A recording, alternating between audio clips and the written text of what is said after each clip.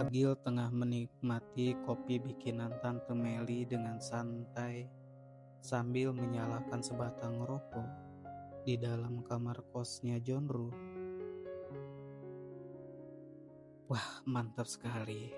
Serunya yang tidak punya beban hidup. Seakan hidup ini cuma buat kesenangan saja. Maklum, Agil ini masih bujangan.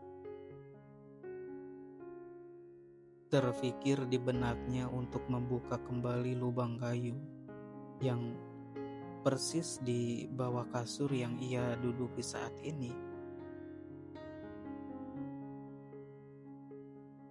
Ia mengetahui lubang itu kemarin malam. Si John Ruh bikin lubang kayu buat apa ya? Cicitnya yang kebingungan. Karena masih rasa penasaran tinggi, Agil pun memberanikan diri membuka kasur yang sudah lapuk dan kusam itu. Lagian si John Ruh pulang malam ini, jadi aman sentosa. Seru Agil sambil mengangkat kasur yang lumayan bau iler bekas John Ruh.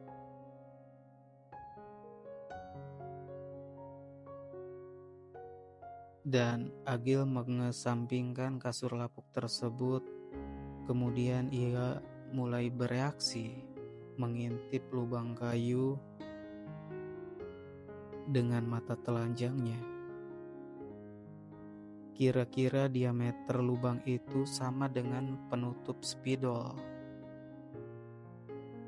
Betapa terkejutnya pas melihat lubang tersebut tembus langsung ke kamarnya Tante Meli.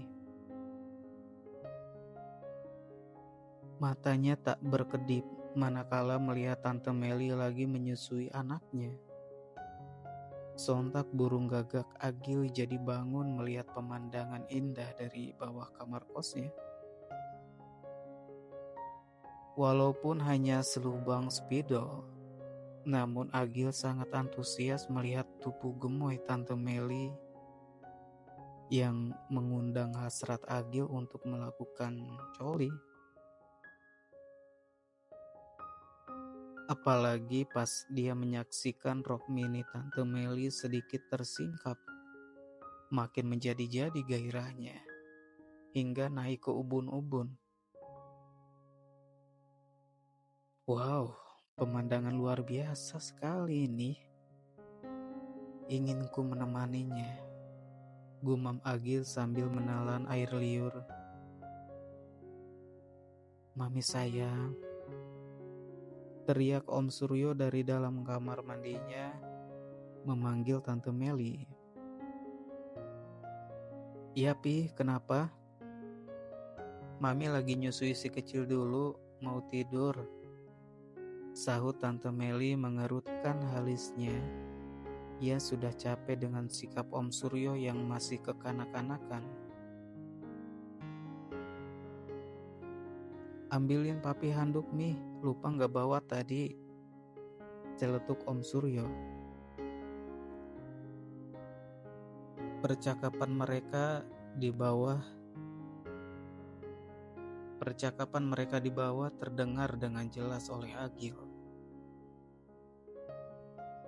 Ngapain sih si tua bangka itu ganggu aja? Ketus Agil sambil bergumam.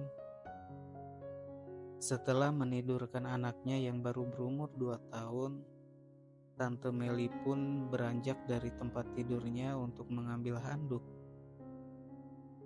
Ini Pi handuknya, ucap Tante Meli sambil mengetuk pintu kamar mandi.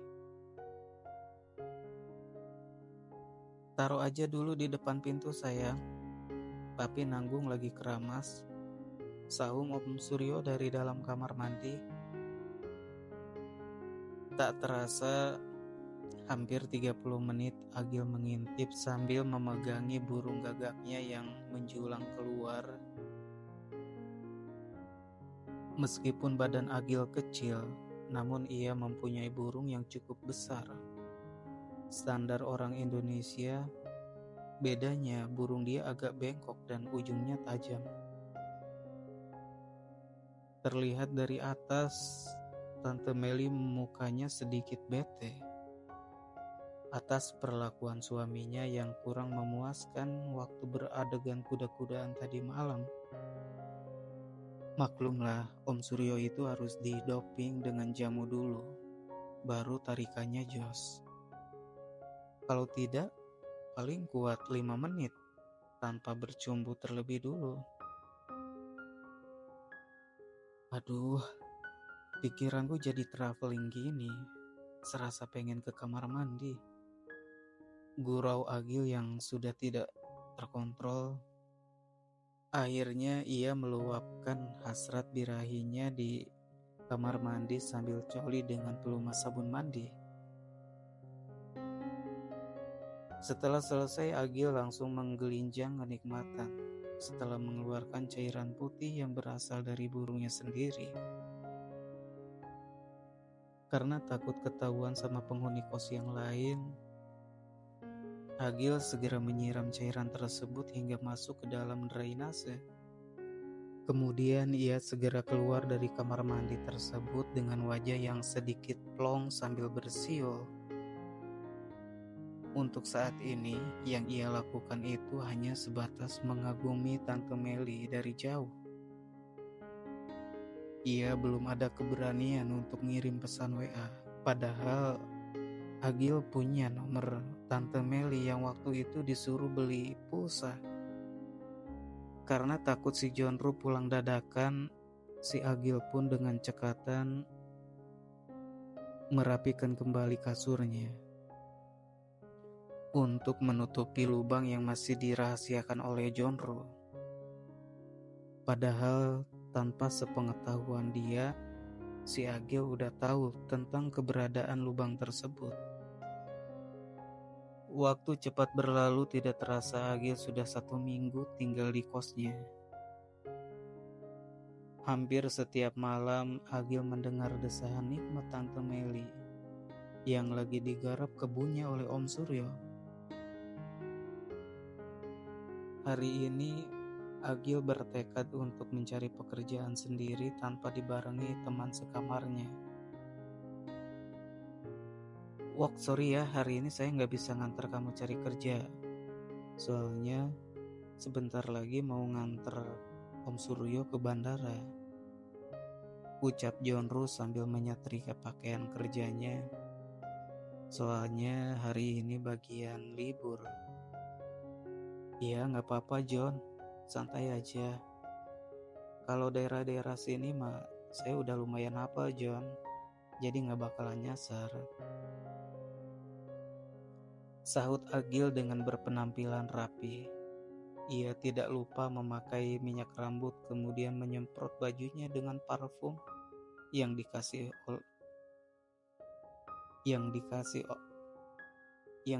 sama Om Rizwan waktu di kampung.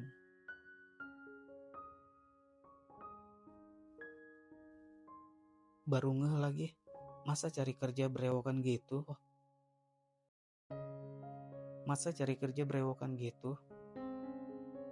Dikerok dulu dong jenggotnya biar gimana gitu. Bukannya diterima kerja tapi nanti malah diusir, Wok, sambil tertawa Jonro melihat Agil yang masih berewokan. Lah emangnya mau ngelamar kerja di instansi pemerintahan harus rapi dulu John? Saya mah kerja apa juga boleh, yang penting mah halal dan ngasilin duit aja, jawab Agil yang selalu realistis, soalnya ini pengalaman pertama dia melamar pekerjaan. Terserah kamu aja deh Wok, memang kepalamu itu batu isinya, sulit dikasih tahu juga, kata Jonro sambil memasukkan pakaian yang sudah disetrikanya ke lemari. Brewok ini ciri khasku John sedari dulu. Ini salah satu yang membuat wajahku berkarisma John, sambil tertawa celetuk Agil, lalu berjalan menyusuri tangga kayu. Iya, emang dari dulu juga kamu gak pernah berubah, masih tetap keras kepala Wok. Oke, hati-hati di jalan ya Wok, semoga dapat kerjaan. papar John Roo. Meskipun karakternya sedikit judes, namun di sisi lain ia sangat setia kawan, serta orangnya nggak pernah hitung-hitungan. Oke, Wok. Agil mengangkat jempolnya sembari menuruni tangga. Bismillah, semoga saja dapat kerjaan di Jakarta. Gumamnya yang berdoa dengan melangkah pasti. Setelah menuruni tangga, Agil berpapasan dengan Tante Meli yang tengah menjemur pakaian. Pagi Tante, sapa Agil sambil melempar senyum manisnya. Ia sudah prepare melepas kancing bajunya satu, biar bulu di dadanya terlihat oleh mata nakal Tante Meli. Pagi juga Gil, tumben masih pagi udah dandan rapi gini. Tegur Tante Meli sedikit membukukan badannya, karena mau ngambil jemuran dari dalam ember. Terlihat jelas oleh Agil, gunung kembare yang membusung hampir tumpah, mengeluarkan lapanya. Agil berkesimpulan dengan pikiran liar bahwa pagi ini Tante Meli tidak mengenakan bra. Mau cari pekerjaan, Tante? Permisi. Ucap Agil yang buru-buru menutupi burung gagapnya dengan tas selendang.